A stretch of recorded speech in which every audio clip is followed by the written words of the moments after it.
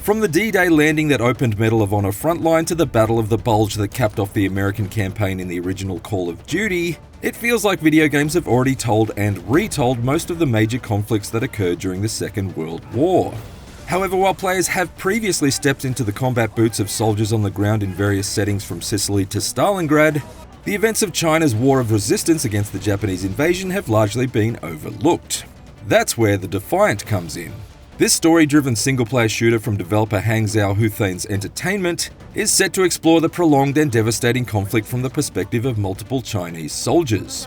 After getting hands-on with it at a recent BiliBili First Look event in Shanghai, my first impression of the Defiant is that it's spotlighting a setting that feels unexplored for the World War II genre in a single-player focused style that's a welcome throwback to a bygone era of story-driven shooters.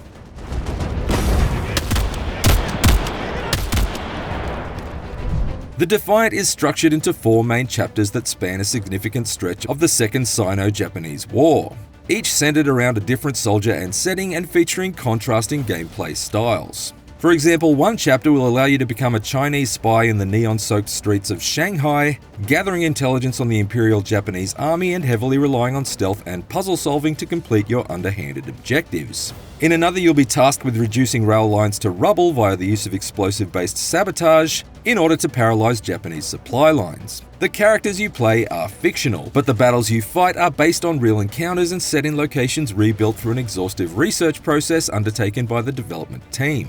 My brief hands-on demo of the Defiant took place in the snowy mountains of China's northeast region and was extremely combat-heavy, tasking me with desperately rushing through caves and trenches and fending off overwhelming hordes of Japanese infantry seeking to steal some more turf. Armed with a Liao Type 13, a booming bolt-action rifle produced in Manchuria during the Japanese occupation, I battled my way alongside my band of brothers through a string of intense firefights, weaving through forest trees and flaming homesteads in an effort to repel the invaders and make it to a secret camp unscathed.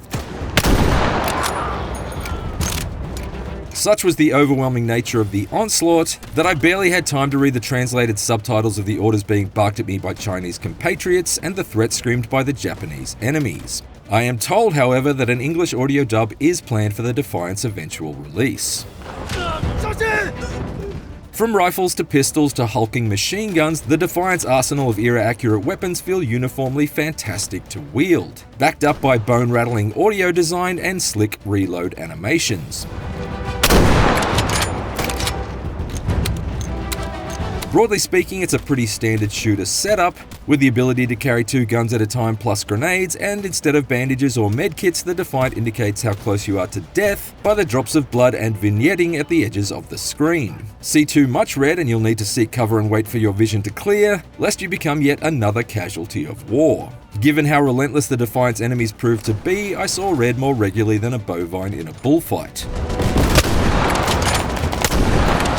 There are also a number of thrillingly cinematic moments during the short mission I played, such as when I fought my way to a choke point and was startled by an enemy soldier surging at me bayonet first through the smoky haze. At another time, I was ambushed in a ruined farmhouse by a knife-wielding assailant and had to desperately button mash through a QuickTime event in order to fend him off and brutalize him with his own blade. Then, at the very end of the level, it seemed like the resistance of my squad had proven to be futile, with the enemy calmly executing my remaining comrades down on their haunches while I was forced to watch on helplessly. But then an unseen ally opened fire on them from off-screen and the image faded to black, thus bringing the brief but breathless battle to a close. Outside of this short slice of the story, I was also given free rein to test a selection of the Defiant's guns and grenades in a shooting range, with weapons ranging from basic bolt actions and submachine guns through to scoped sniper rifles and heavy-mounted belt-fed bullet spitters.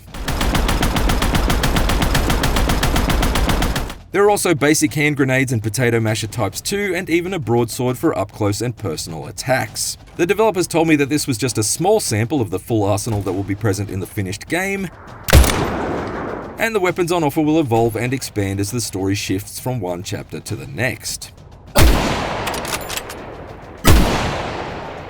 While I'm excited to explore this rarely seen side of World War II, what really appeals to me about the Defiant is that it's almost entirely a solo experience. While other modern shooters like Call of Duty and Battlefield feature single-player modes almost as an afterthought, a short Michael Bay-inspired blast 'em up that can be completed in an evening and effectively designed to onboard you into months of microtransaction-heavy multiplayer, the Defiant's main mode is set to be a chunky 15-hour campaign that makes it seem like somewhat of a throwback to an era when EA's Medal of Honor series was at its peak.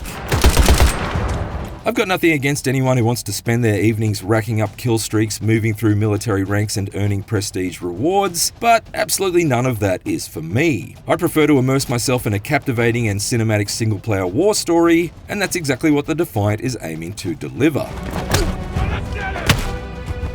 I say almost entirely a single-player experience because the developers revealed to me that there will also be co-op included with the Defiant at launch. However, you won't be able to team up with a friend in the story, but rather indulge in a separate PvE mode that will feature maps and missions based on those from the main campaign. It seems like it's still in a conceptual phase of development though, and the team behind it is still workshopping the number of players, currently estimated to be 4 to 8, and what sort of match types will be featured. Though based on what I've played, it would be safe to assume that some sort of horde mode would be likely. What's clear though is that co-op is being positioned as an entertaining but entirely optional side to the Defiant's meaty story-driven main course.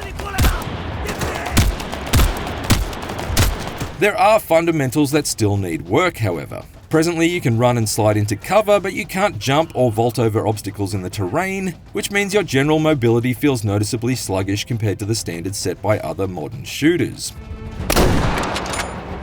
I was also somewhat frustrated to find that although you can crouch in the Defiant, you can't go prone. And occasionally there were times that I was being shot even when I was behind cover because I simply couldn't get low enough to properly shield myself from enemy attacks.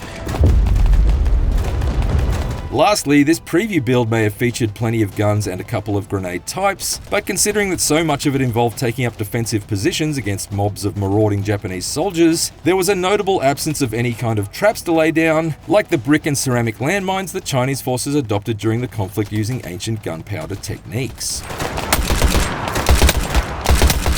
However, the developers indicated to me that issues and features like these, along with quirky AI behaviors that are frequently suicidal and a HUD design that doesn't always properly communicate the direction of incoming enemy fire, are still very much being addressed and iterated on based on player feedback. And thankfully there still seems like there's plenty of time for the team to get these things right. The Defiant is currently in development for PC, PlayStation 5 and Xbox Series X and S, with a release date that's still to be determined. Although it has been in the works since 2023, I get the sense that the Defiant is still another year or two away from being finished. From what I've seen so far though, this could well be worth the wait for anyone keen for a substantial single-player shooter that will take you to areas of World War II that you've never seen before.